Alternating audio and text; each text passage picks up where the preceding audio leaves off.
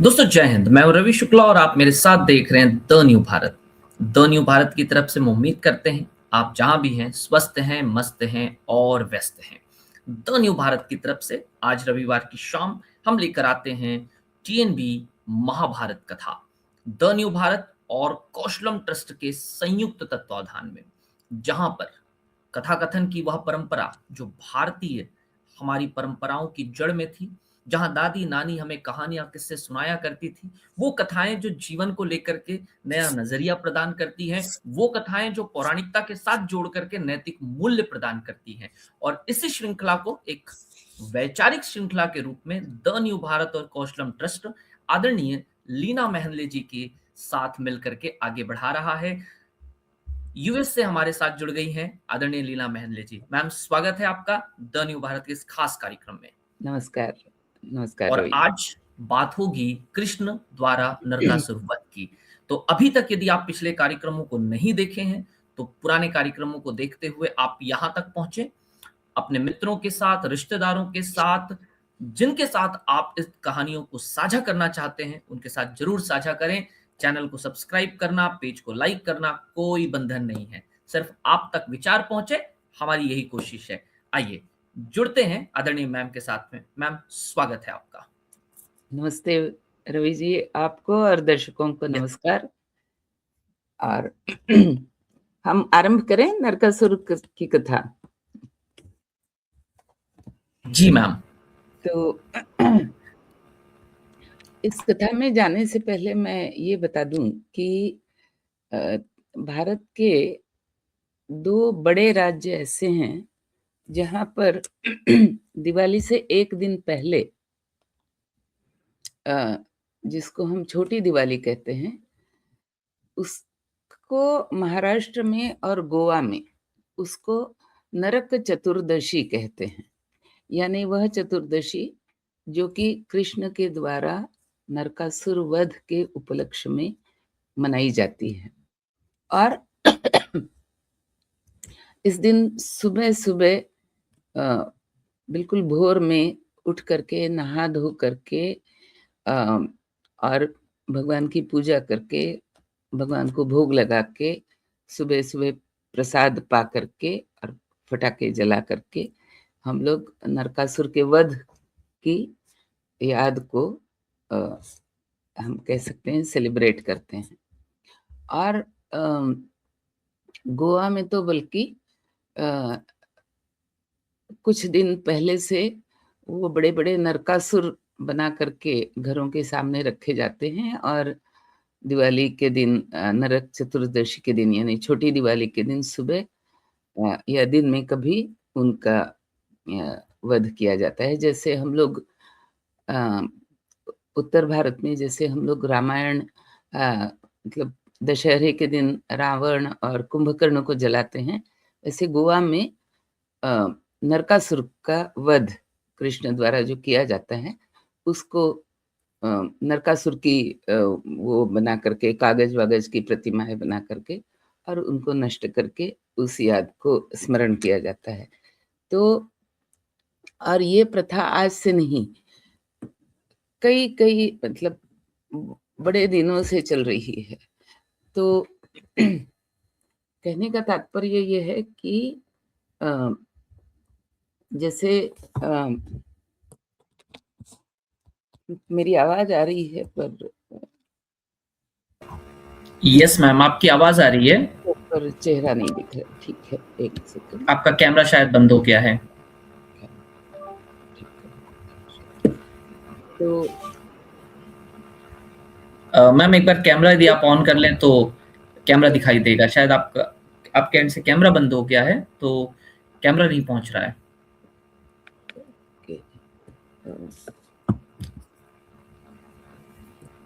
कोई बात नहीं, हम लोग कथानक चालू रखते हैं। तो ये होता है कि नरकासुर को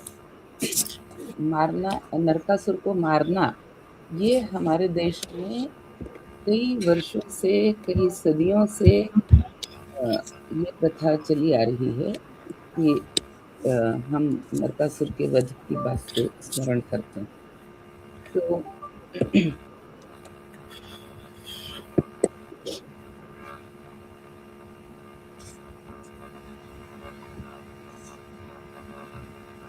जी मैम।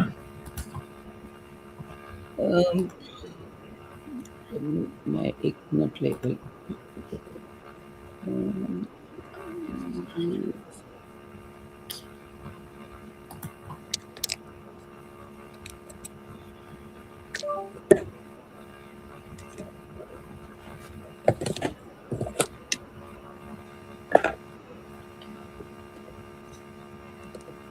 तब तक रवि आप अगर कुछ दर्शकों से बोलते रहें, संवाद जी स्थापित मैम। करें। हमारे साथ में आदरणीय लीना मैम जुड़ी हुई हैं और उनके साथ में कैमरे के साथ कुछ तकनीकी दिक्कत है।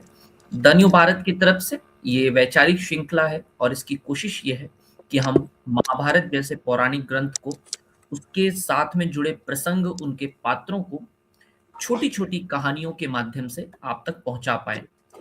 कोशिश ये भी है कि जो आने वाली पीढ़ियां हैं, भावी जनरेशन है, एक पीढ़ी से दूसरे पीढ़ी तक हस्तांतरण किस तरह से किया जाए, वो साथ में हम केवल नैतिक मूल्य, प्रसंग या कहानियों को नहीं पहुंचाना चाहते। समाज में यदि कहीं इनके माध्यम से सुधार हो सकता है, चाहे फिर वह किसी भी प्रकार का हो, तो वो भी हमारा एक प्रयास है। लीना मेहंदले जी, जो कि इससे इस तरह के कार्यक्रमों को इससे पूर्व में ऑफलाइन मोड में विश्वविद्यालय, विद्यालय और अन्य स्तर पर जाकर के कर चुकी हैं। वो द न्यू भारत और कौशलम ट्रस्ट के संयुक्त तत्वाधान में पिछले 3 महीने से हम इस श्रृंखला को चला 3 से अधिक महीनों से हम इस श्रृंखला को चला रहे हैं। इसके आज कुल 32वां एपिसोड में हम प्रवेश कर चुके हैं।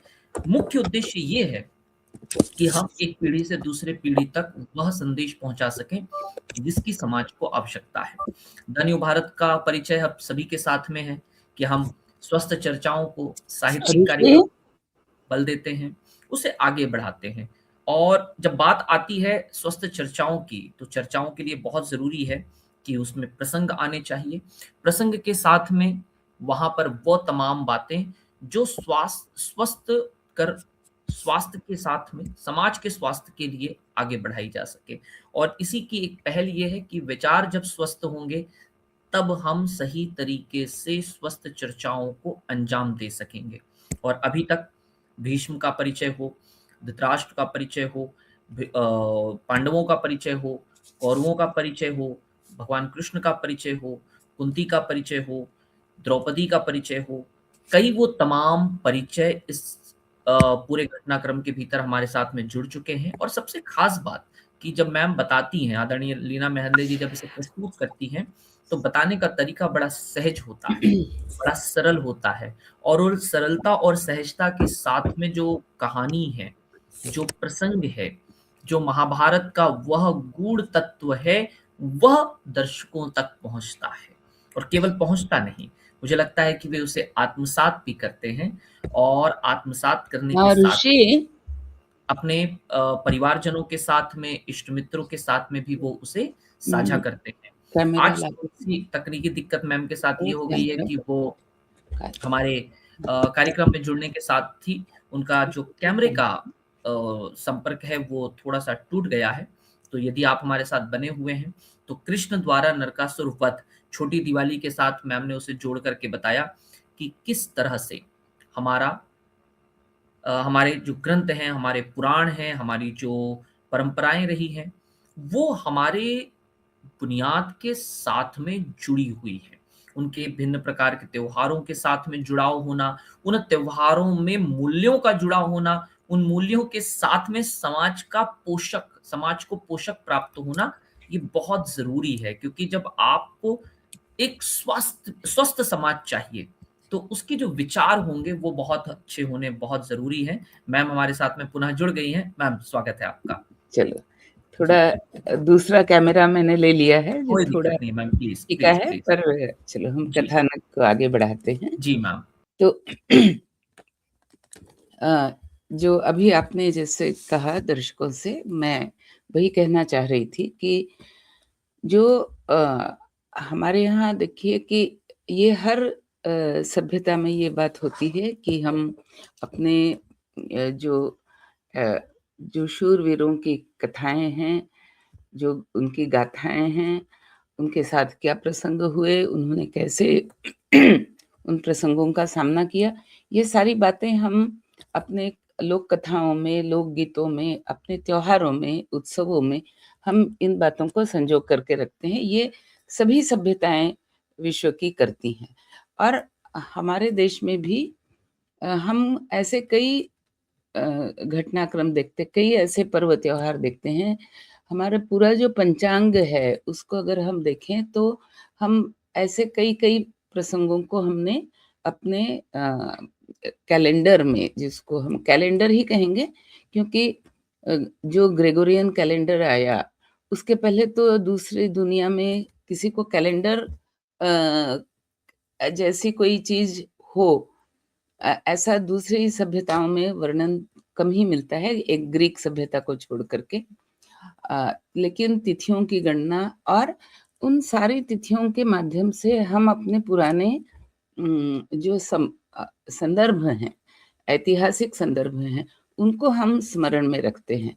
ये एक बहुत सोचने की बात है और देखिए कि अ, नरकासुर की जो कथा है, तो नरकासुर कहाँ राज्य कर रहा था?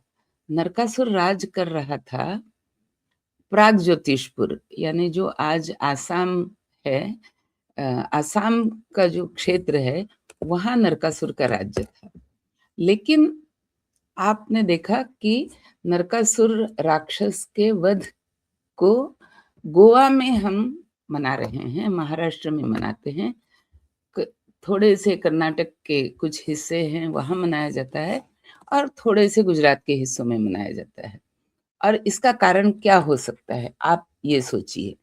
तो इस कथा में वो भी थोड़ा स्पष्ट हो जाएगा। हम आते हैं कथा पर। जब राजसूय यज्ञ चल रहा था और एक-एक करके भीष्म बता रहे थे कि क्यों कृष्ण को ही अग्र पूजा का मान मिलना चाहिए। तो वे कृष्ण की कई कई जो कारनामे हम कह सकते हैं, कई पराक्रम जो थे, उनका वर्णन युधिष्ठिर से करते हैं। तो उस वर्णन में संक्षेप में है महाभारत में, क्योंकि डिटेल में, विस्तार में ये भागवत में ये कथाएँ आती हैं। लेकिन अ, जो भीष्म बताते हैं युधिष्ठिर से कि उसमें कालिया मर्दन की कथा आती है, उसमें गोवर्धन पर्वत को उठाने की कथा आती है, उसमें केशी जैसे एक महाबलशाली राक्षस को मारने की कथा आती है, पूतना, शकटासुर, धेनुकासुर, अरिष्टासुर इनके मारने की कथाएँ बताते हैं। लेकिन अ, भीष्म फिर कहते हैं कि युधिष्ठिर इन सबसे ऊपर एक अत्यंत महत्व की घटना, एक अत्यंत अत्यंत महत्व का पराक्रम जो कृष्ण का है, जो कि अ, अधिक अ, अधिकता से लोगों के बीच जिसकी जानकारी नहीं है, वो मैं तुम्हें सुनाता हूँ। और वो प्रसंग क्या है? तो वो प्रसंग ऐसा है कि एक दिन इंद्र स्वयं ही द्वारका में पधारते हैं और वहाँ पर आकर के, द्वारका में आकर के वो कृष्ण से और पूरी द्वारका की सभा में निवेदन करते हैं कि जो देव माता है, देवों की माता अदिति, तो अदिति के पास ऐसे एक अत्यंत चमकीले सोने के कुंडल थे, कान में पहनने के कुंडल, जिन कुंडलों के कारण अ, उनके उनकी ऊर्जा जो है वो अक्षुण्ण रहा करती थी और उस ऊर्जा के प्रभाव में वो अपने सारे जो उनके कार्य हैं वो बड़ी कुशलता से और बड़े मतलब बिना थके, बिना रुकावट के वो कर पाती थी और वे कुंडल उनको अत्यंत प्रिय थे। तो नरकासुर ने, जिसने पहले भी एक बार स्वर्ग में पहुँच करके इंद्रादि देवताओं के साथ युद्ध किया, उनको पराजित भी किया, लेकिन उनका राज नहीं छीना। ऐसे ही युद्ध करके उनको पराजित करके कि देखो मैं कितना पराक्रमी हूँ, अपना डंका बजा करके कहीं पर अपना एक ध्वज लगा करके फिर वो चला गया था वापस। लेकिन अब उसने दोबारा आक्रमण किया और देव माता अदिति जो है उनके कुंडल लेकर के वो चला गया है। क्यों? क्योंकि वो कह रहा है कि ये जो अक्षय ऊर्जा का स्तोत्र है माता अदिति के पास, वो मुझे चाहिए। तो इंद्र कहता है कि कृष्ण से कि देखो पुरातन काल में भी बड़े बड़े असुर हो चुके हैं और उन असुरों ने पुरातन काल में देवों को पराजित किया है और इंद्र को और सारे देवताओं को अपने अपने सिंहासन से हटा दिया है, उनके कार्यों को अपने हाथ में ले लिया है। लेकिन कभी भी किसी ने माता अदिति के अपमान की बात नहीं करी थी। मतलब इतने सारे असुर जो हो गए, उनके बारे में इंद्र ये एक बताते हैं कि अंतर क्या है कि नरकासुर उनसे भी आगे क्यों है, क्योंकि उसने माता अदिति के कुंडल वो छीन करके ले गया है और इस प्रकार उसने माता अदिति का भी अपमान करना बाकी नहीं रखा है। तो कृष्ण कहते हैं कि ठीक है, तो मैं प्रस्तुत हूँ, आप बताइए मुझे क्या करना है। तो इंद्र बताते हैं कि तुम्हें शीघ्र ही नरकासुर की जो राजधानी है प्रागज्योतिषपुर, वहां पहुंचना है। लेकिन वहां पहुंचने से पहले मैं तुम्हें कुछ खास बता देता हूँ कि क्या तुम्हारे सामने संकट आ सकते हैं या क्या विशेष कार्य है जो तुम्हें करना है। तो इंद्र कहता है कि नरकासुर ने पिछले कुछ वर्षों से कन्याओं को अपहरण करके अपनी कैद में रखना आरंभ किया है और इस प्रकार से अब तक उसने 10,100 कन्याओं को कैद किया हुआ है और उसने एक बहुत विशाल, उसके राज्य में एक मणि पर्वत नाम का एक विशाल पर्वत है, उस पर्वत के अंदर सुरंग बना करके उसके अंदर उसने इन सारी कन्याओं को रखा हुआ है। तो ये अपने आप में एक बहुत बड़ा पाप उसने किया है और साथ में अब ये नई बात, और इसके अलावा भी मतलब उसकी राजधानी के लोगों को तो वो तंग नहीं करता है, जो कि सारे उसी के कबीले के लोग हैं, लेकिन बाकी जहाँ वो जब चाहे आक्रमण करके लोगों को तंग करना और उनकी कन्याओं को उठा करके ले आना, ये उसका काम हो चुका है। मैं अगर कहूँ रवि जी, ये हमें किसी चीज की अगर याद दिला रहे हो तो दर्शक इस बात को समझें। जी मैम। तो मतलब आज के प्रसंग में ये हमारे देश में मैं कहूँगी कि आज भी हो रहा है। फिजिकल अपहरण भले हम उसको ना कहें, लेकिन एक प्रकार से लव जिहाद वगैरह के माध्यम से ये घटनाएं हो रही हैं। तो नरकासुर को जब तुम वहां पहुंचो तो ये याद रखना, ऐसा ना हो कि तुम युद्ध में नरकासुर को मार करके वापस आ जाओ और उन कन्याओं को फिर क्योंकि वो तो बंदी खाने में रखी हुई हैं, उनको छुड़ाने के लिए भी मतलब तुम्हें वो भी करना है कि उनको भी छुड़ाना है और नरकासुर से अदिति माता के कुंडल भी लाने हैं।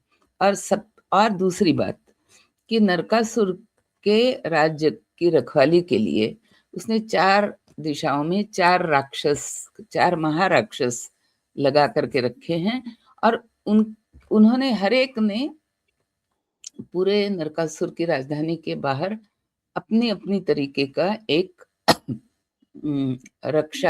सुरक्षा का गोला बनाया हुआ है, सुरक्षा का एक सर्कल बनाया हुआ है, वर्तुल बनाया हुआ है। तो सबसे बाहरी वर्तुल में मुर नाम का राक्षस है, और वो और उसके 10 बेटे, वो भी उसी के जैसे बलशाली हैं। वो मिल करके बाहरी जो उसका वर्तुल है, बाहरी प्रकोष्ठ जो है, उसको रक्षा करते हैं।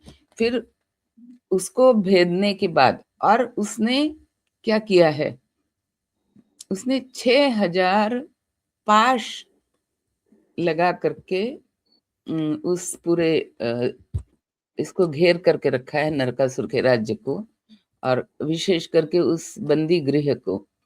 और वो जो पाश उसने लगा रखे हैं, उसमें कांटे लगे हुए हैं, मतलब उसको कोई पार करके नहीं जा सकता है। और मुर के राक्षस के अंदर जो दूसरा उसका घेरा है सुरक्षा का, वहां पर निशुंभ नाम का एक राक्षस है। उसके अंदर और एक घेरा है, वहां पर पंचजन नाम का एक राक्षस है।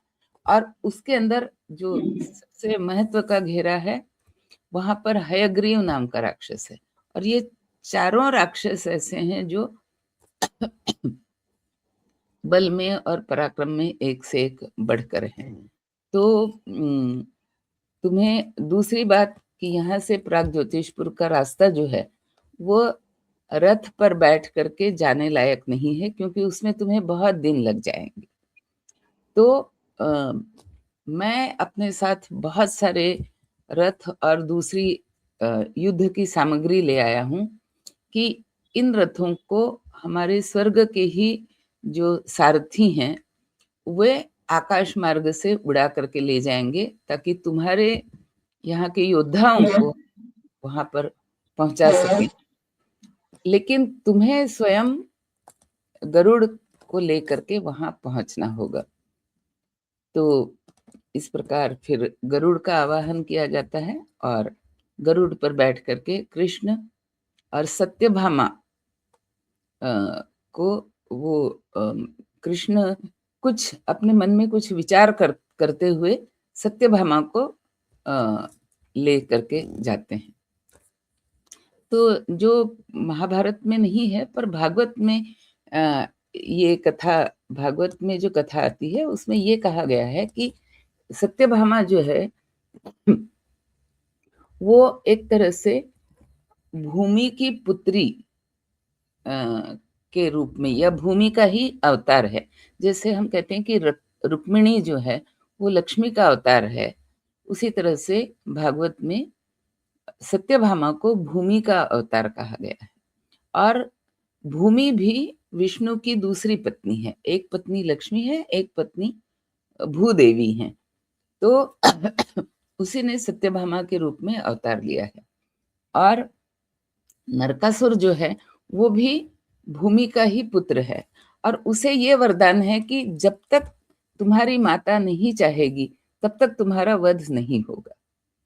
तो अगर हम भागवत की कथा से देखें, तो सत्यभामा को ले जाने का ये भी एक कारण है।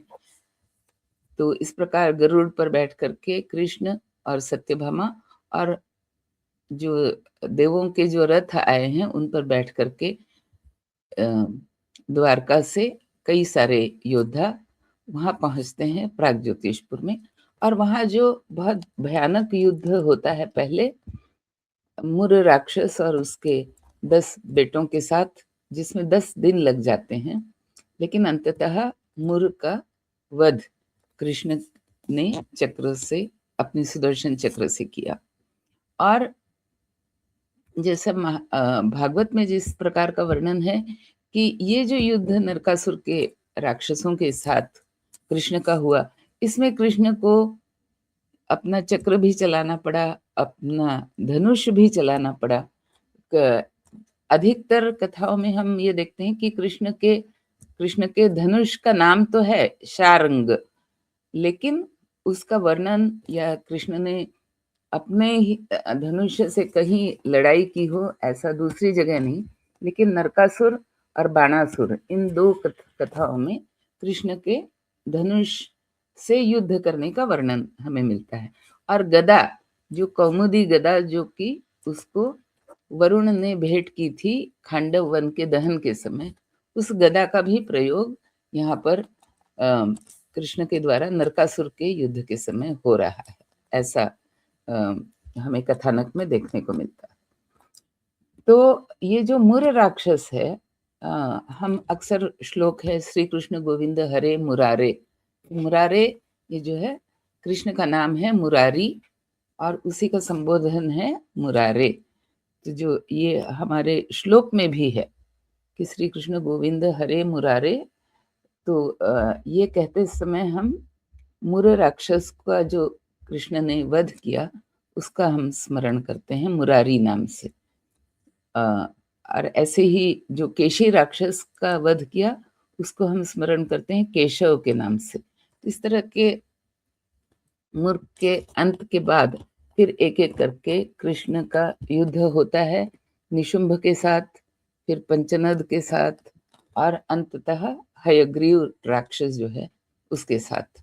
और कहीं पर गदा से, कहीं पर मतलब गदा युद्ध करके और हयग्रीव को विशेषतः गदा युद्ध करके कृष्ण ने उसका वध किया। और ये वध करने के बाद वो जो देवराज इंद्र ने जो बताया था कि इसने मणि पर्वत के नीचे सुरंग बना करके वहां पर इन कन्याओं को रख छोड़ा है। तो फिर नरकासुर को चैलेंज किया जाता है और नरकासुर जब निकलता है अपने महल से, ये कह लीजिए, तो नरकासुर का वो जो अत्यंत भयानक और बड़ा ही क्रूप उसका जो रूप है उसको देख करके सत्यभामा के मन में वितृष्णा हो जाती है।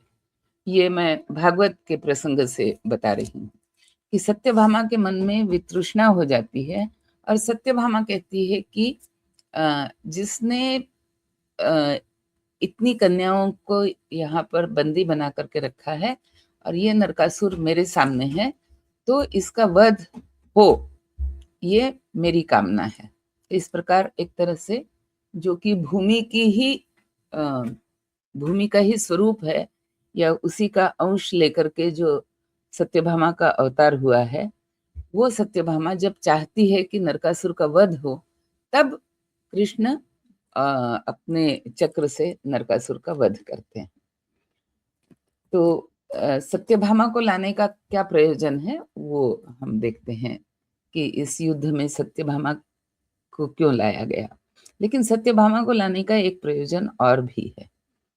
तो जब नरकासुर का वध हो गया और कृष्ण ने जो वो बंदी गृह था, उस बंदी गृह को के दरवाजे खोल करके वो जो वहां पर कन्याएं थी, 16,100 कन्याएं वहां पर थी।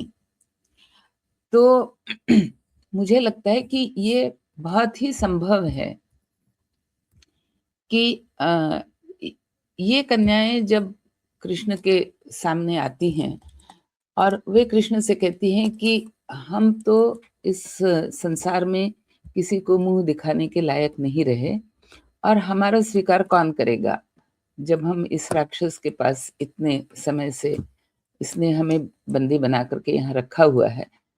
तो हमारी इच्छा है कि आप हमारे उद्धार के लिए कुछ करिए। तो जैसे मैं कह रही थी कि सत्यभामा को साथ में लाने का एक प्रयोजन ये भी था कि जब सत्यभामा स्वयं उन स्त्रियों की हालत को देखती है और वे सारी कन्याएं सत्यभामा कृष्ण से कहती हैं कि हम चाहते हैं कि आप हमें पत्नी के रूप में हमारा स्वीकार करें, और कृष्ण भी सोचता है कि यही उचित है कि इनको मैं अगर स्वयं अपनी पत्नी के रूप में अगर मैं इनकी घोषणा करता हूँ तो समाज इनको स्वीकार करेगा, अन्यथा समाज इनको स्वीकार नहीं करेगा। लेकिन मैं इनको पत्नी रूप में स्वीकार करूं तो मुझ पर ये लांछन आएगा कि मेरी बाकी पत्नियों को इससे असहमति हो सकती है। तो कृष्ण की जो सारी इससे पहले भी मतलब कृष्ण के अगर ज़माने की हम बात करें तो एक पुरुष का कई स्त्रियों के साथ विवाह हो, इसको अमान्यता नहीं थी। ये एक प्रचलन में बात थी। तो कृष्ण की भी रुक्मिणी, सत्यभामा, जाम्बवती, इस प्रकार कृष्ण की भी 8 रानियाँ थीं। लेकिन उसमें जो सबसे मुखर और तर्क संगत बात करने वाली या अपने हक की बात करने वाली, लड़ाई की बात करने वाली, विद्रोह की बात करने वाली, ऐसी सत्यभामा थी। तो कृष्ण ने सत्यभामा से ही अ, इस बात को, मतलब एक तरह से सत्यभामा के मन पर इसका बहुत गहरा प्रभाव पड़ा कि इतनी सारी कन्याएं हैं और ये समाज में बिल्कुल तिरस्कृत बन करके इनको रहना पड़ेगा। तो सत्यभामा ने भी कृष्ण को इस बात की अनुमति दी कि हाँ, आप इनसे विवाह करिए। तो इस प्रकार और इनको पत्नी के रूप में स्वीकार करिए सबको। तो इस प्रकार कृष्ण ने उन सारी कन्याओं को न केवल छुड़ाया, बल्कि अपनी पत्नी का दर्जा दिया और उनको ससम्मान द्वारका में ला करके उनको वहाँ पर बसाया। और और जो मुख्य प्रयोजन था इस पूरी लड़ाई का कि अदिति के कुंडल, तो वो अदिति के कुंडल जहाँ पर उसने छिपा करके रखे थे, वो वहाँ से निकाल करके वो गरुड़ पर वापस जब बैठते हैं तो इंद्र कहता है कि अब हे कृष्ण, आप स्वर्ग से होते हुए स्वर्ग में आप हमारा आतिथ्य ग्रहण करते हुए आप वापस जाइए। बाकी आपके जितने योद्धाएं हैं या ये सारी आपकी जो नई पत्नियां हैं, इन सबको द्वारका पहुंचाने का जिम्मा मैं लेता हूँ। तो कथा इस तरह से आगे बढ़ती है कि कृष्ण और सत्यभामा स्वर्ग की यात्रा के लिए जाते हैं। और यहाँ पर एक छोटी कथा और आती है कि स्वर्ग में वो कहते हैं कि सत्यभामा जो है वो एक बहुत ही सुंदर, जिसको कि कल्प वृक्ष कहते हैं, लेकिन इंद्र बताता है कि और इसके अति सुगंधित फूल हैं। तो ये सत्यभामा कहती है कृष्ण से कि ये वृक्ष जो है इतनी सुंदर फूल देने वाला, ये वृक्ष हमें द्वारका में ले जाना चाहिए। तो इसके लिए पहले तो इंद्र बहुत आनाकानी करता है, लेकिन अंततः जब वो देखता है कि सत्यभामा और कृष्ण दोनों रुष्ट हो रहे हैं और सत्यभामा क्रोधित भी हो रही है, तो वो इसको स्वीकार करता है। और इस प्रकार वो स्वर्ग का जो बहुत सुंदर सुगंधित फूल है, फूल वाला जो वृक्ष है जिसका नाम है पारिजात, और उस पारिजात वृक्ष को भी वो उखाड़ करके गरुड़ की पीठ पर रख करके कृष्ण और सत्यभामा वापस लौटते हैं। और एक मतलब मराठी में तो ऐसे लोकगीत भी हम सुनते हैं, शायद इधर भी हों, कि उन लोकगीतों में ये कहा जाता है कि जब वो वृक्ष लेकर के, और वो वृक्ष गरुड़ की पीठ पर लदा हुआ है, लेकिन वो पूरा फूलों से भरा हुआ है और उसकी सुगंध मतलब पूरे द्वारका में फैल रही है। तो और द्वारका में कृष्ण की जो रानियां थी उनके लिए अलग अलग महल बने हुए थे, और रुक्मिणी के महल से लग करके सत्यभामा का महल था। तो जब वो वृक्ष सत्यभामा के महल का जो बगीचा है उसमें लगाया जा रहा है, तो रुक्मिणी को बहुत एक तरह से कह सकते हैं कि ईर्ष्या होती है कि अच्छा, कृष्ण एक तो नरकासुर के वध में सत्यभामा को लेकर के गए, तो मतलब उसका पक्ष लिया, मेरे से ज्यादा उसको मान दिया। तो चलो मान लेते हैं कि वो भूमि का अवतार है और उसके इच्छा के बिना नरकासुर की मृत्यु नहीं हो सकती। लेकिन अब ये वृक्ष है, इतने सुंदर फूलों वाला वृक्ष है और ये भी उसी को मिल रहा है, सत्यभामा को। तो वो कृष्ण से कहती है कि नहीं, कोई तो ऐसा उपाय करो कि इसमें मेरा भी कोई हिस्सा हो। तो कृष्ण कहते हैं कि ठीक है, चिंता मत करो। तो वो वृक्ष को ऐसी जगह लगाते हैं कि वृक्ष है सत्यभामा के बगीचे में, लेकिन उसके फूल जो हैं वो बीच की जो बाड़ होती है या बीच की जो छोटी दीवार होती है, उसको पार करके फूल जो हैं वो गिरते हैं रुक्मिणी के बगीचे में। तो इस तरह से एक मतलब महाराष्ट्र में इस तरह के लोकगीत हैं जो बताते हैं कि अंततः कृष्ण का अधिक प्रेम जो है वो रुक्मिणी से ही है, क्योंकि उसने खुद चालाकी से सत्यभामा के बगीचे में तो वृक्ष लगा दिया, लेकिन इस तरह से वृक्ष को लगाया कि फूल उसके गिरते हैं दूसरी तरफ। और जहाँ कहीं पारिजात, जिसको हम हरसिंगार भी बोलते हैं हिंदी में, तो जहाँ कहीं पारिजात के वृक्ष हम देखते हैं, तो अक्सर हम देखते हैं कि पारिजात के वृक्ष को आज भी महाराष्ट्र में अपने घर के बगीचे के किनारे पे ही लगाया जाता है और उसके फूल जो हैं वो रास्ते पर गिरते हैं, क्योंकि वो वृक्ष बहुत ऊंचा होता है, फूल बहुत ऊंचाई पर लगते हैं।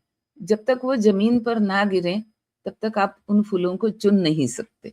तो वो वृक्ष इस प्रकार लगाया जाता है कि फूल रास्ते पर गिरे और आते जाते सभी लोग उसको चुन सकें और सभी उसका आनंद ले सकें। और दूसरा ये कहते हैं कि हर सिंगार का जो फूल होता है वो सुबह 4 बजे वो खिलना आरंभ हो जाता है और जैसे ही सूरज उग करके थोड़ा सा ही जैसे ऊपर हो जाता है, फिर वो फूल जो है वो उनकी सुगंध आनी बंद होती है। तो ये भी माना जाता है आयुर्वेद का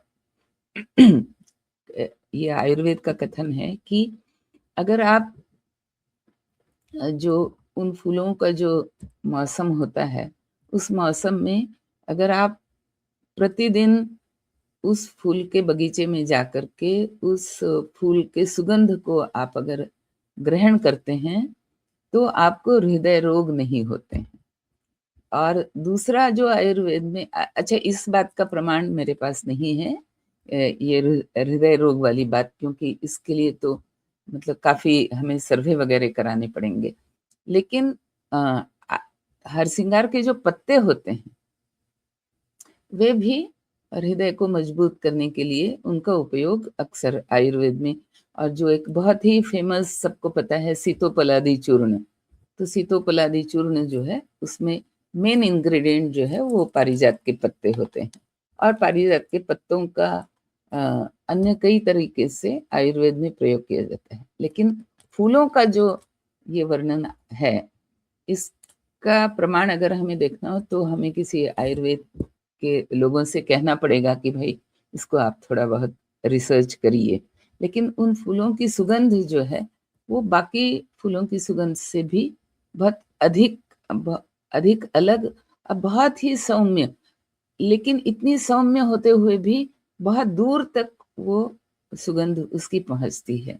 और जिसको जिसको पहचान है हर सिंगार के फूलों के सुगंध की, वो जानते हैं कि रात 11 बजे के बाद अगर आप कहीं टहल रहे हों या सुबह 4 बजे आप कहीं अगर बाहर टहलने के लिए निकले हों, तो आपको अक्सर सीज़न में हरसिंगार के फूलों की सुगंध आपको मिल जाएगी और पहचान में भी आ जाएगी। तो इस प्रकार देवताओं के स्वर्ग से एक अत्यंत जो आयुर्वेद की दृष्टि से अत्यंत महत्वपूर्ण वृक्ष है, सुगंधी की दृष्टि से भी वो भी एक लाया जाता है। कुंडल भी अदिति माता को लौटाए जाते हैं, उस बहाने कृष्ण और सत्यभामा उनके दर्शन भी करते हैं स्वर्ग में। और फिर वापस आने पर ये जो 10,100 कन्याएं हैं उनके साथ कृष्ण उनको अपनी पत्नी के रूप में सम्मान दे करके उनको रखते हैं। तो भीष्म बताते हैं युधिष्ठिर को कि ये जो कृत्य है कृष्ण का, नारी के सम्मान का, ये ऐसा कृत्य है जो आज के युग में कोई भी बड़ा से बड़ा जो योद्धा है, पराक्रम है, उसके बाकी पराक्रमों की, बाकी गुणों की चर्चा तो हम कर लेते हैं, लेकिन नारी के प्रति सम्मान का ये जो गुण है कृष्ण में, ये हमें बहुत सहजता से दूसरी जगह देखने को नहीं मिलता है। ये भी एक आयाम है कृष्ण के चरित्र का, और इसलिए मैं मानता हूँ कि युधिष्ठिर की तुम्हें कृष्ण की को ही अग्र पूजा में सामने मतलब सबसे पहले अग्र पूजा का सम्मान तुम्हें इसीलिए कृष्ण को देना है।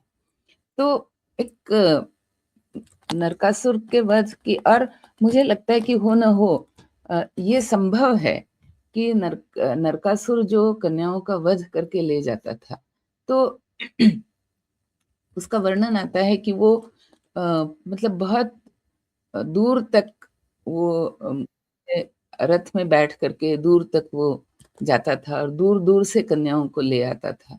तो ये संभव है कि आसाम में उसकी राजधानी है, तो वो दूर महाराष्ट्र प्रदेश या कर्नाटक प्रदेश, गोवा प्रदेश, इन प्रदेशों से वो अगर कन्याओं को हरण करके ला रहा हो, तो ये भी संभव है कि ये एक कारण हो सकता है कि इन राज्यों में जो नरकासुर के वध को हम एक स्मरण में रखते हैं और उसका उत्सव मनाते हैं, उसका एक कारण ये भी हो सकता है।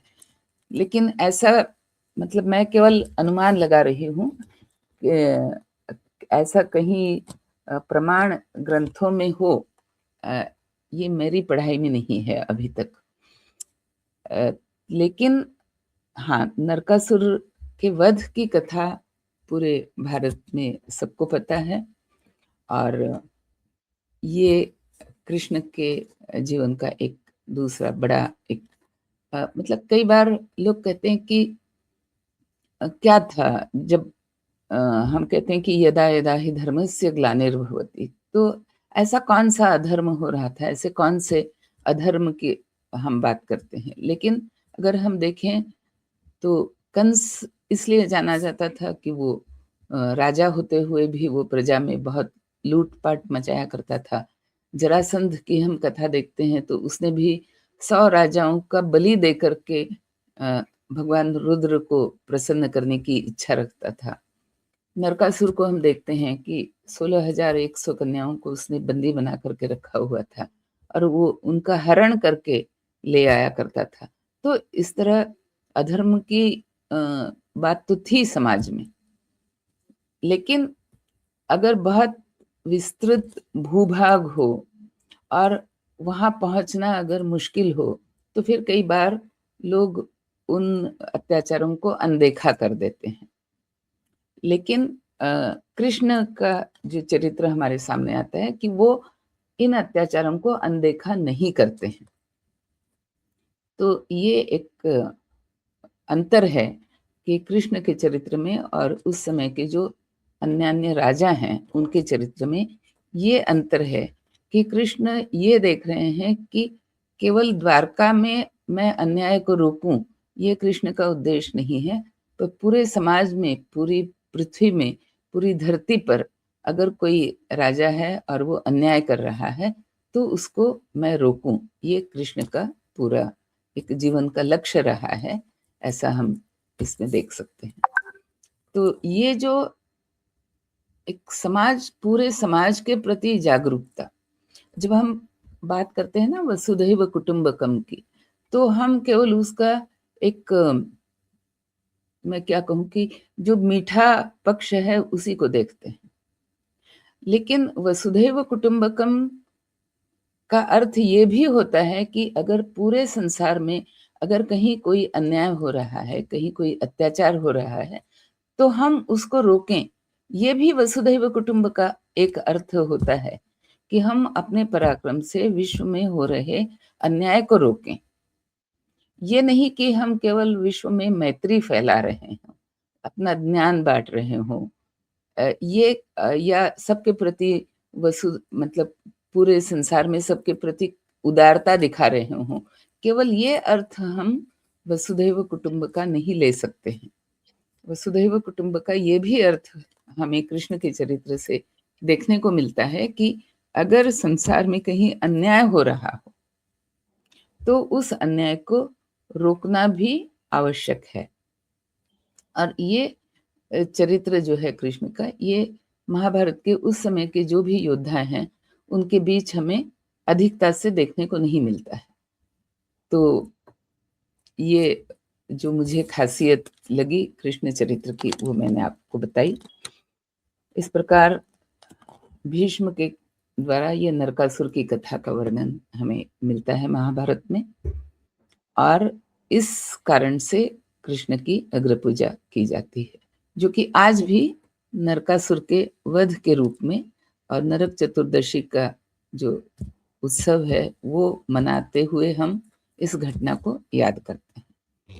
तो आज हम यहाँ रुकते हैं। आगे अब मुझे लगता है कि सिधे जी जुड़ गए हैं, अगर वो हैं तो मैं कहूँगी जी मैम। जी, तो अब कथा के अंत में आप बिल्कुल। शंखनाद कर सकते हैं, पर उसके पहले मैं 2 मिनट लेना चाहती हूँ, जो मेरा प्लीज शुरू मैम। में रह गया। वक्रतुंड महाकाय सूर्यकोटि समप्रभ निर्विघ्नं कुरु मे देव सर्वकार्येषु सर्वदा। त्वमादिदेवः पुरुषः पुराणः त्वमस्य विश्वस्य परं निधानं वेत्तासि वेद्यं च परं च धाम त्वया ततं विश्वमनन्तरूप। श्री कृष्ण की जय। और सभी को वंदे मातरम, राम राम। यस, धन्यवाद मैम। मैं आदरणीय सिद्धेश जी से अनुरोध करूंगा कि वे कार्यक्रम का समापन शंखनाद के साथ करें, और शंखनाद के साथ ही हम आज के इस कार्यक्रम को, जहां की आज हमारा प्रसंग था कृष्ण द्वारा नरकासुर वध, उसको समाप्त करेंगे। अगले कार्यक्रम में फिर मिलेंगे। जी सर। आज मैं एक कार्यक्रम में गया था, इसलिए जरा लेट हो गया। इसके लिए मैं कोई क्षमा दिक्कत चाहता नहीं हूँ। सर। आपको और लीना जी को और सभी प्रेक्षकों को मेरा नमस्ते। अब मैं पहले प्रार्थना बोल दूंगा, बाद में शंखनाद होगा, और उसके बाद सर्वमंगल मांगल्ये शिवे सर्वार्थ साधिके शरण्ये त्र्यंबके गौरी नारायणी नमोस्तुते, ये श्लोक बजाऊंगा। पहले प्रार्थना। जी सर। शंखादौ चंद्र दैवतम कुक्षो वरुण देवता पृष्ठे प्रजापतिश्चैव अग्रे गंगा सरस्वती त्रैलोक्ये यानि तीर्थानि वासुदेवस्य चाज्ञया शंखे तिष्ठन्ति विप्रेन्द्र तस्मात् शंख प्रपूजयेत् त्वं पुरा सागरोत्पन्नो विष्णुनां विद्युतकरे नमितः सर्वदेवेश्य पांचजन्य नमोस्तुते।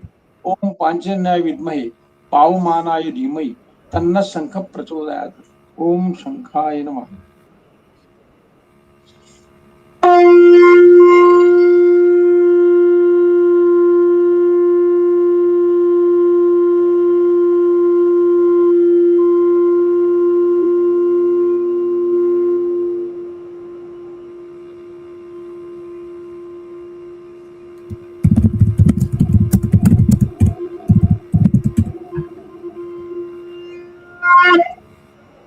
अभी श्लोक।